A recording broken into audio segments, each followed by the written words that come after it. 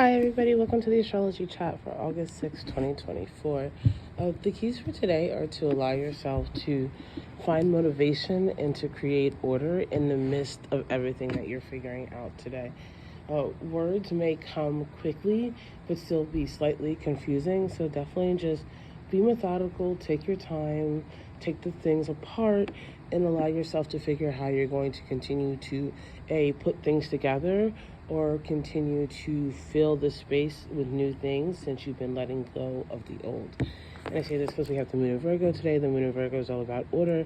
It's about the health of your life. This is where you want to tidy things up, organize where places are going, make sure that the machine, which is your existence, is running well. And this moon in Virgo is making conjunction to Mercury that's now retrograde. So this is a really good day, again, to really take a lay of the land about what you're going to be working on in the larger issues of your life.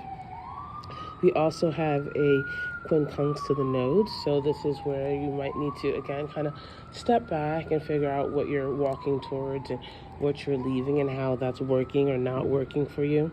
We do also have a sexy square with Chiron, and so there is, again, this invitation by God to stop and just take a lay of the land today.